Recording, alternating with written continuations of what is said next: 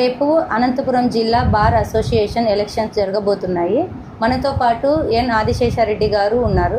వారు జనరల్ సెక్రటరీగా పోటీ చేయబోతున్నారు. సో వారు మనతో పాటు ఉన్నారు. వారి విజన్ మిషన్ ఏంటో తెలిసి కలుపుకుందాం. నమస్తే ఆదిశేషారెడ్డి గారు. నమస్తే మా.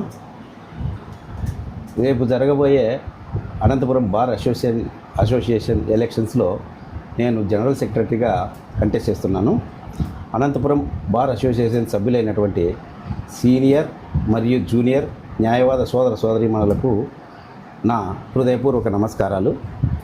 అలాగే ఈ ఎలక్షన్స్లో కంటెస్ట్ చేయాలనుకునే ముందు నాకు ఒక థాట్ ఉండింది.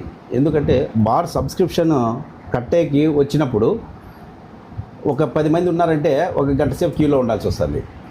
ఎందుకు ఇంత టెక్నాలజీ కాలంలో కానీ అంత గంట సేపు నిలబడుకొని నీది ఫస్ట్ బుక్కా సెకండ్ బుక్కా, నీ పేజ్ నెంబర్ ఎంత, నీది ఎప్పుడు కట్టినారు అని వెతుక్కొని ఆ పేజీలన్నీ కూడా బుక్కులు చినిగిపోయే పరిస్థితులు చాలా దీనావస్థలో ఉన్నాయి. అదంతా ఇంత టెక్నాలజీ కాలంలో కానీ అవన్నీ లేకోకుండా దీనికి ఒక కార్యరూపం దాల్చాలని నా మనసులో ఉండింది ముందు నుంచి. అది ఎలాగంటే దానికంతా ఒక సాఫ్ట్వేర్ రూపొందించి నీ పేరు ఎంటర్ చేయగానే నీ డీటెయిల్స్ అన్నీ వచ్చేటట్లుగా ఆ విధంగా వచ్చి దీనికి బ్యాంక్ అకౌంట్కి ఒక క్యూఆర్ కోడ్ లింక్ చేసి ఆ లింక్లో మనం ఇంట్లో కూర్చొనే సబ్స్క్రిప్షన్ పే చేయొచ్చు.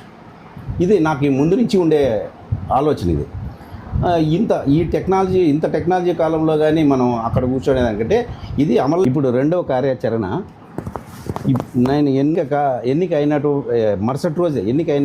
మరుసటి రోజే మన కొత్త బార్ అసోసియేషన్ రూమ్లో ఒక వైఫై ఏర్పాటు చేసి న్యాయవాదులందరికీ అనుకూలంగా ఉండేటట్టు మరుసటి రోజే అంటే శుక్రవారం ఎలక్షన్ అయిపోతేనే శనివారమే దాన్ని ఏర్పాటు చేస్తానని ఈ సందర్భంగా తెలియజేస్తున్నాను నేను.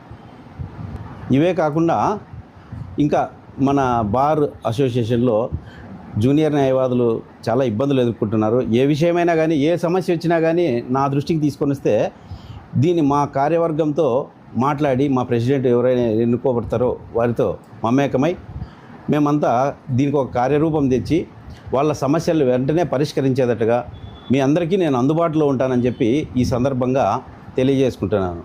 కనుక మీ అందరూ ఆశీర్వదించి నన్ను జనరల్ సెక్రటరీగా ఎన్ ఆదిశేషారెడ్డి అయిన నన్ను అత్యధిక మెజారిటీతో గెలిపించాలని ప్రార్థిస్తున్నాను.